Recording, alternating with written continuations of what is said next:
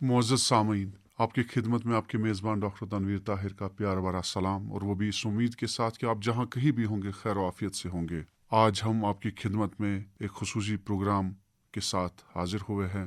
Programme इसलिए ख़ास है कि हाल ही में पार्लियामेंट में एक बिल को पास किया गया है जिसका नाम विकसित भारत गारंटी फॉर रोज़गार एंड आजीविका मिशन ग्रामीण है।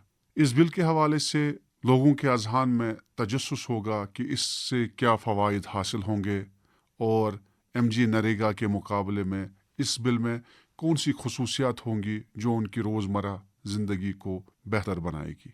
तो इसी हवाले से आज हमने अपने स्टूडियो में एक मेहमान ज़ीवाकार डॉक्टर नवीद अहमद लोन साहब को मदऊ किया है जो माहिर इक़्तिसादियात हैं। गवर्नमेंट डिग्री कॉलेज पुलवामा में बहसियत उस्ताद अपने फ़राइज़ अंजाम दे रहे हैं। डॉक्टर साहब इस मौजू पर गुफ्तगू फरमाएंगे और हमारे सामीन को आगाह करेंगे कि इस बिल के हवाले से उनको कौन से फ़वाइद ऐसे हैं जो मिलने वाले हैं।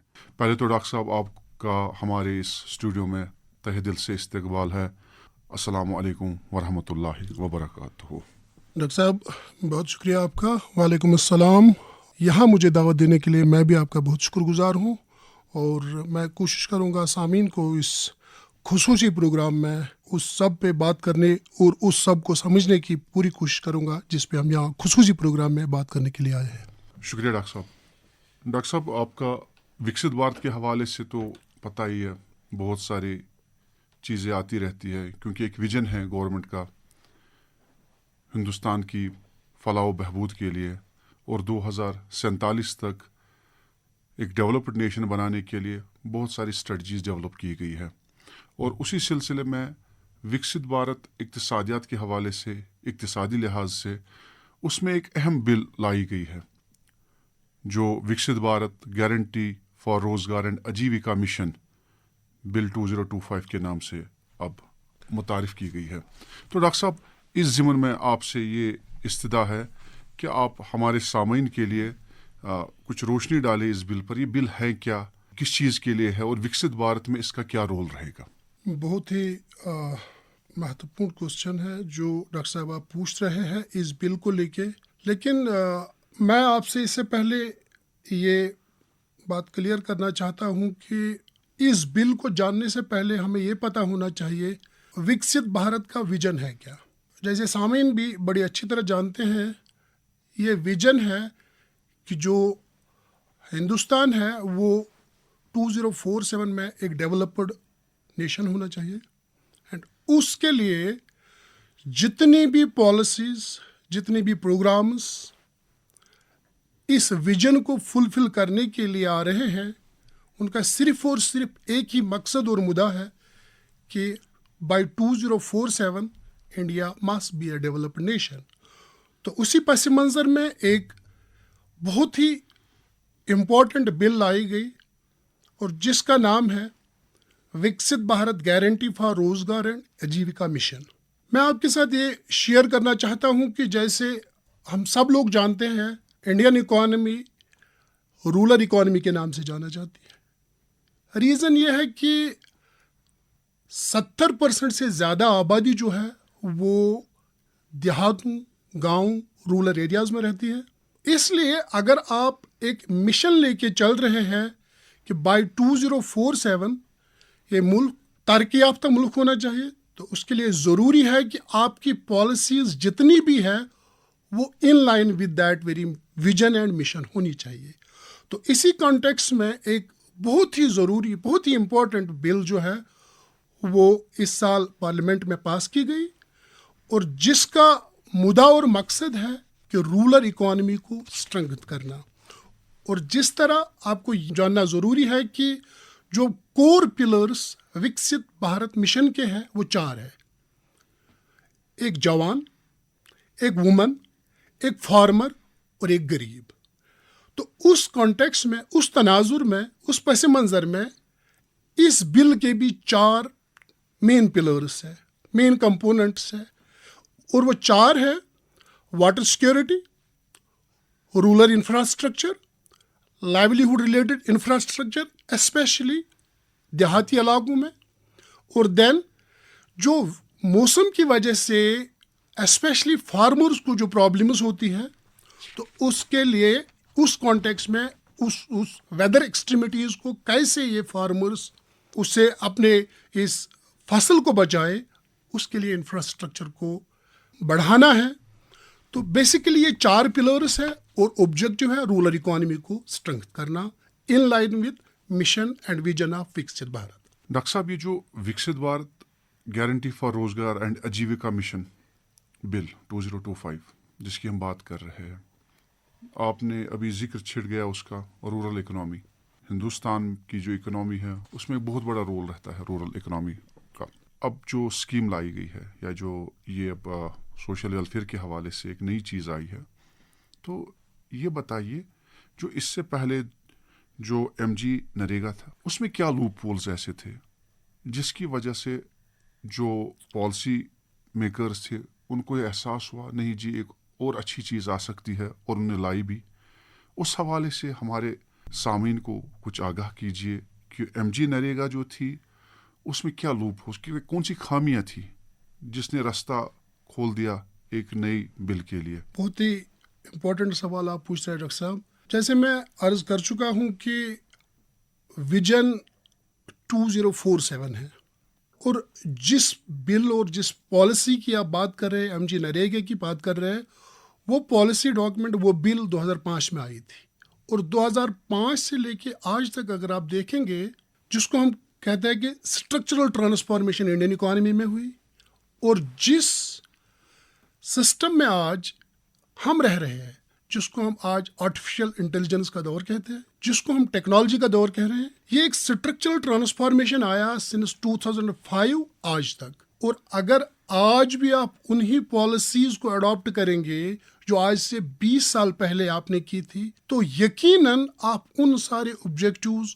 आप उन सारे कोर प्रिंसिपल्स को अचीव करने में कामयाब नहीं हो सकते हैं जब तक अपनी पॉलिसीज को आप चेंज नहीं करेंगे। मिसाल के तौर पर मैं आपको यहाँ पे समझाना चाहता हूँ, अगर आप मनरेगा की बात करें, उसका भी ऑब्जेक्टिव था रूरल इकोनॉमी को स्ट्रेंथ करना, लेकिन रूरल इकोनॉमी तब से ड्रामेटिकली शिफ्ट हुई। अगर आप देखेंगे डिजिटाइजेशन ऑफ रूरल इकोनॉमी हो रही है, जो हम डिजिटल इंडिया की बात कर रहे हैं। अगर आप देखेंगे रूरल इंफ्रास्ट्रक्चर ड्रास्टिकली बढ़ रहा है। अगर आप देखेंगे poverty as per government data drastically decline हो रही है। तो जब ये सारी चीज़ें मैक्रो सेंस या ओवरऑल इकोनॉमी में चेंज हो रही है, तो आपको अपनी पॉलिसीज़ को in line with these changes change करना होगा। तो उससे क्या होगा, जो लूप होल्स आपकी उन पॉलिसीज़ में with the passage of time create हो गई, उन लूप होल्स को फुलफिल करना। जैसे टेक्नोलॉजी के साथ साथ आपको बहुत सारे जो साइबर सिक्योरिटी इश्यूज आ रहे हैं, आपको टेक्नोलॉजी की वजह से AI इश्यूज आ रहे हैं, तो अगर आपकी पॉलिसीज़ में वो सारे इश्यूज डिटेक्ट करने के मैकेनिज्म नहीं है, तो आपकी पॉलिसी इफेक्टिव नहीं हो सकती है। दैट इज़ वाई कि यहाँ पे ज़रूरत पड़ी इस चीज़ की कि we have a policy that must incorporate all those dynamic changes जो over the period of time Indian economy में इमर्ज हुई। तो इसलिए एक नए बिल की ज़रूरत पड़ी जिसको आप VB ग्राम जी बिल के नाम से अब जानते हैं। डॉक्टर साहब, देहात और उसके हवाले से जो उसकी इक्तिसादी हालत है, इस बिल का एक बहुत बड़ा रोल होने वाला है, जैसा कि हमें समझ आ रहा है, आप गुफ्तगू फरमा रहे हैं उस ज़िमन में। तो डॉक्टर साहब ये बताइए, जहाँ गांव का जिक्र आएगा, देहात का जिक्र आएगा, वहाँ तो लाजिम व मलजूम है किसान का जिक्र आएगा, फार्मर का नाम आएगा। तो बताइए, फार्मर के हवाले से, किसान के हवाले से ये बिल जो अब आने वाली है ग्राउंड लेवल पर, इसका क्या बेनिफिट है जो MG नरेगा में नहीं मिल रहा था किसान को और अब जाके मिलेगा? देखिए, इंडियन इकोनॉमी जो है, सब लोग जानते हैं, मोस्ट पॉपुलस यानी कि दुनिया की सबसे ज़्यादा आबादी जिस मुल्क में रहती है वो हिंदुस्तान है। और इतनी बड़ी पॉपुलेशन को पालना, इनके लिए फूड अवेलेबल करना, ये एक फार्मर का ही काम है। तो अगर कोई भी बिल जो देहाती इलाके या रूरल इकोनॉमी के लिए हो और उसमें फार्मर के लिए ऐसा कुछ ना हो जो फार्मर को मोटिवेट करे, जो फार्मर के हित में हो, तो उस बिल का होना या ना होना इंडियन इकोनॉमी के कॉन्टेक्स्ट में कोई मायने नहीं रखता है। तो रही बात इस बिल की, तो यहाँ पे एक बहुत बड़ा जो कंट्रीब्यूशन है इस बिल का वो है गारंटीड लेबर अवेलेबिलिटी। मैं थोड़ा सा इस पे आपको समझाऊं। इंडियन इकोनॉमी की जब हम बात करते हैं तो यहाँ पे सीजनल अनएम्प्लॉयमेंट एक बहुत बड़ा इशू है। सिंपल सी भाषा में मैं आपको बताऊं कि जैसे जब हमारा पीक सीजन होता है, चाहे वो सोइंग का हो या हार्वेस्टिंग का हो, तब लेबरर्स इजीली अवेलेबल नहीं होते हैं, बिकॉज वो पीक सीजन होता है तो सारे के सारे लेबर वहाँ पे जाते हैं। चूँकि जब डिमांड ज़्यादा होती है तो उसकी वजह से वेज रेट्स बढ़ जाती है। तो उन वेज रेट्स की वजह से हमें ज़्यादा उनको वेजेस देनी पड़ती है, जिसकी वजह से जिसको हम टेक्निकल टर्म में वेज इन्फ्लेशन का नाम देते हैं, प्राइसेस बढ़ जाते हैं, इनपुट कॉस्ट बढ़ जाता है। चूँकि सप्लाई ऑफ लेबर फिक्स्ड है, डिमांड बढ़ जाती है, तो रीज़न ये हो, उसका आउटकम ये होता है कि प्राइसेस बढ़ जाते हैं।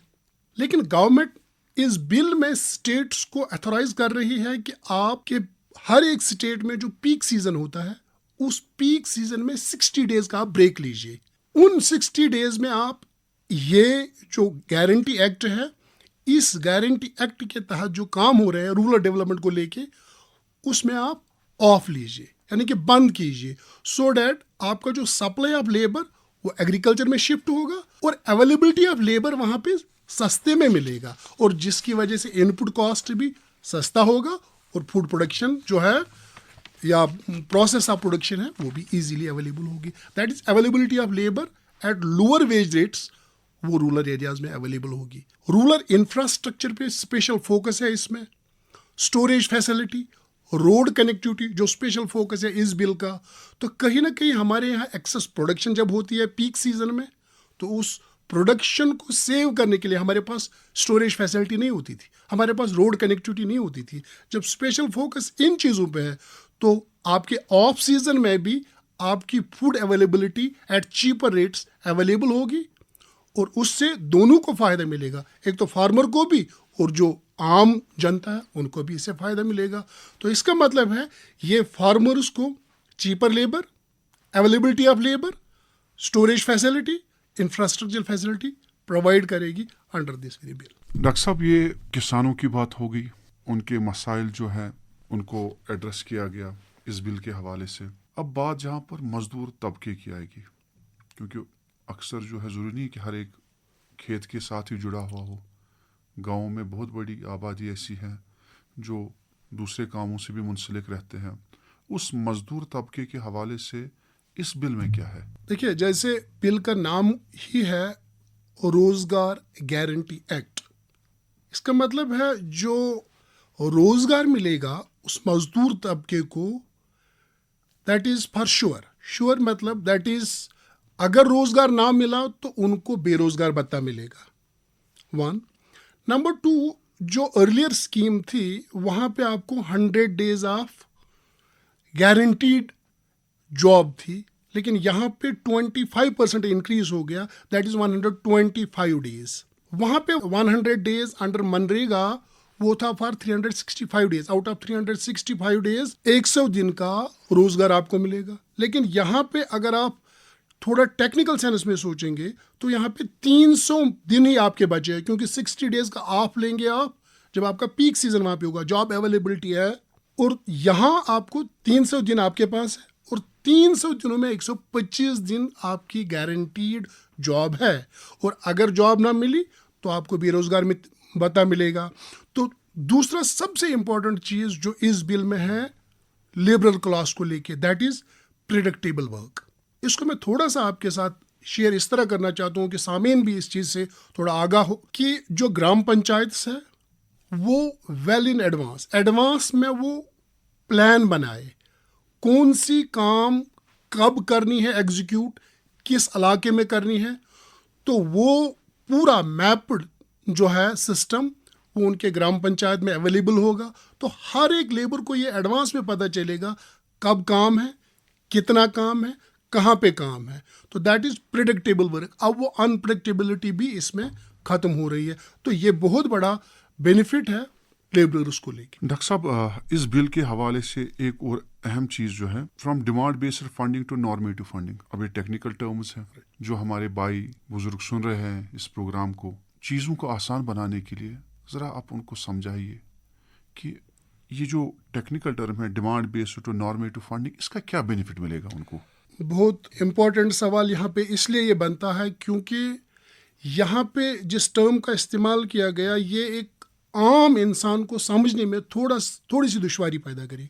तो मैं यहाँ पे पूरी ये कोशिश करूँगा कि आम इंसान को इसको इस तरह समझाए कि उसको ये डिफरेंस लगे डिमांड बेस और नॉर्मेटिव फंडिंग में क्या फ़र्क है। बेसिकली जब आप नॉर्मेटिव की बात करते हैं, नॉर्मेटिव फंडिंग वहाँ पे हम करते हैं जहाँ पे हमारे ऑलरेडी वेल सेट ऑब्जेक्टिव्स होते हैं। जैसे मैंने पहले ही अर्ज किया कि इस बिल के 4 कोर पिलर्स हैं, वर्टिकल एरियाज, प्रायोरिटी एरियाज। तो रूरल एरिया में या रूरल एरियाज में या रूरल इकोनॉमीज में जो ये 4 एरियाज है, अब हर एक ग्राम पंचायत ये आइडेंटिफाई करेगी कि कौन सा काम हमें पहले करना है और जिस काम की सबसे ज़्यादा ज़रूरत है उस काम पे कितना फंड एलोकेट करना है। दैट मीन्स पहले प्रायोरिटी सेट की जाएगी और प्रायोरिटी के बेस पे फंडिंग होगी। लेकिन जब हम डिमांड बेस की बात करते हैं, डिमांड बेस में स्कैटर्ड फंड्स होते हैं, वहाँ पे ऐसा कुछ well set weighed in advance criterias set नहीं किए जाते हैं। वो जैसे आपकी डिमांड आ गई वैसे आप फंड्स एलोकेट करते हैं। तो ऑब्जेक्टिव्स या इन एडवांस आपके जो क्राइटेरियाज है वो हम सेट नहीं कर पाते।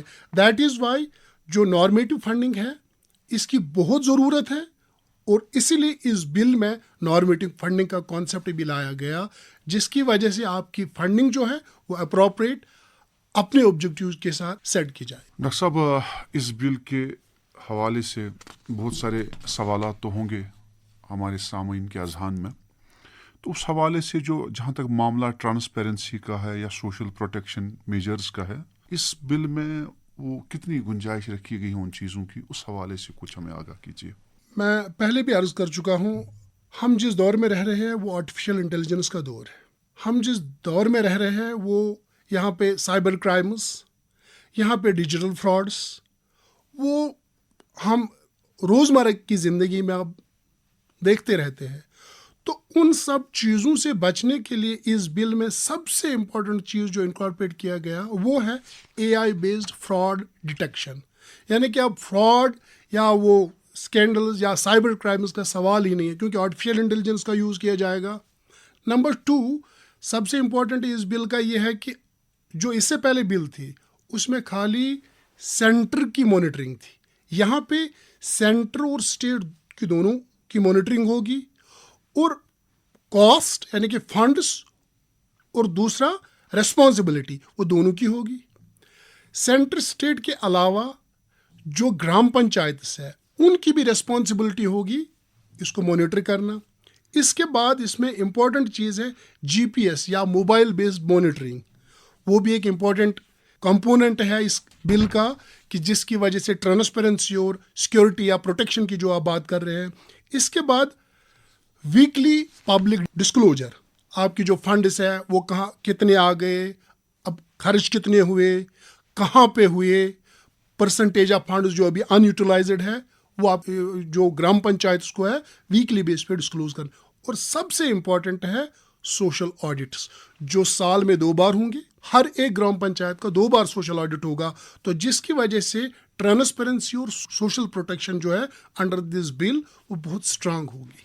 डॉक्टर साहब, अपनी मुश्तरका जिम्मेदारी की बात की, यहाँ पर सेंटर भी इन्वॉल्व है, यहाँ पर स्टेट भी इन्वॉल्व है। ऐसा तो नहीं है कि जो माली एतबार से जो स्टेट्स हैं उन पर कुछ ज़्यादा बोझ पड़ने वाला है फाइनेंशियल एतबार से? फंड्स अगर मान लिया जाए अगर कम है तो क्या इस स्कीम के आने से कोई और फर्दर इम्पैक्ट तो नहीं पड़ेगा या ऐसा कुछ नहीं है? इस पर ज़रा आप कुछ तफसील से बयान फरमाएं।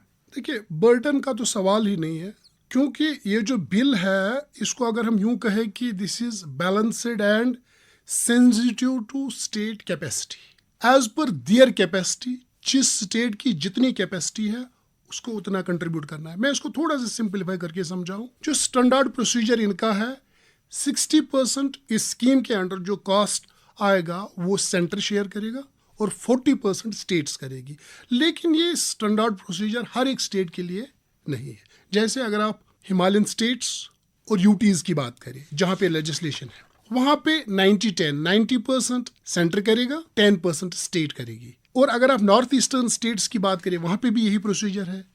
अगर आप यूटीज जहाँ पे लेजिस्लेशन नहीं है वहाँ पे 100% सेंट्रली स्पॉन्सर्ड है। अगर इसके बाद भी स्टेट्स को फंड्स की ज़रूरत पड़े, specially in case of disaster, कोई नागहानी आफत आए, तो उस सिचुएशन में सेंटर और फंड्स उनको एलोकेट करेगी। तो इससे यहाँ पे क्लियर हो रहा है कि एक तो स्टेट्स की रेस्पॉन्सिबिलिटी भी बढ़ रही है, स्टेट्स की वजह से अकाउंटेबिलिटी भी बढ़ेगी, और फंड्स का जो है वो फिनेंशियल बर्डन है वो बढ़ने का सवाल है नहीं, बिकॉज हर एक स्टेट के लिए एक ही प्रोसीजर इन लोगों ने इस बिल में नहीं रखा है।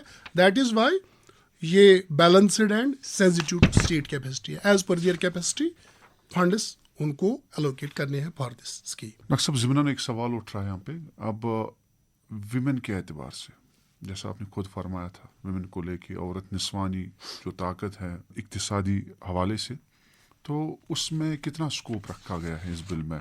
जो हमारी माएँ बहनें हैं गाँव में, तो उनको इस बिल में पार्टिसिपेट या इस बिल के हवाले से जो पॉलिसी ग्राउंड लेवल पर इम्प्लीमेंट होगी उसमें उनका कोई फ़ायदा है? अगर है तो क्या है?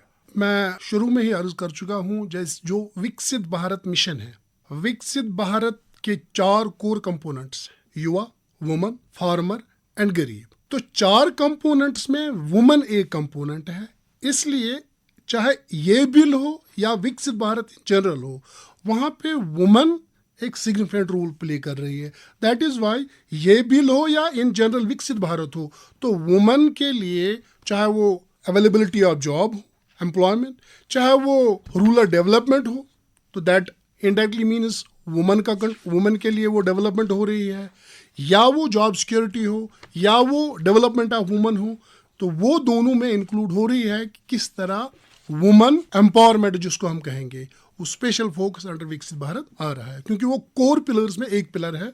इसलिए वुमन को हम इग्नोर या वुमन को हम साइडलाइन करने की बात ही नहीं कर सकते हैं under this VBG Ramji bill. Doctor साहब, बस एक नुक्ता जो मुझे आखिर में पूछना आपसे, 60 day no work period mandated as per this bill, यही है सर?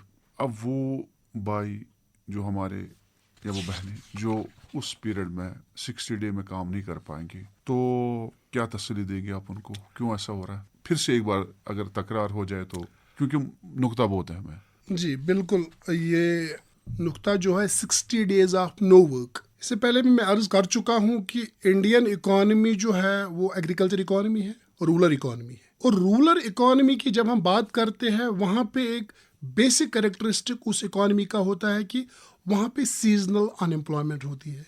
पर्टिकुलर सीजन में जॉब मिलती है और पर्टिकुलर सीजन में जॉब नहीं मिलती है। किस सीजन में जॉब मिलती है? जब आपका हार्वेस्टिंग या सोइंग सीजन पीक पे होता है तो जॉब मिलती है। जब आपका हार्वेस्टिंग या सोइंग सीजन नहीं होता है तो आपकी जितनी भी युवा है वो बेरोजगार होते हैं। और इसलिए इस बिल में जो 60 डेज ऑफ लिया जा रहा है वो सिर्फ एग्रीकल्चर सेक्टर को कैटर करने के लिए लिया जा रहा है। और उससे मैंने पहले भी अर्ज कर चुका हूँ, उससे ये नहीं होगा कि उन लोगों को जॉब नहीं मिलेगी, क्योंकि उस पीरियड में ऑलरेडी जॉब्स अवेलेबल रहती है, स्पेशली इन एग्रीकल्चर सेक्टर या नॉन फार्म सेक्टर। तो जब उस एग्रीकल्चर या नॉन फार्म सेक्टर से वो बाहर आते हैं तो तब उनको जॉब की ज़रूरत पड़ती है।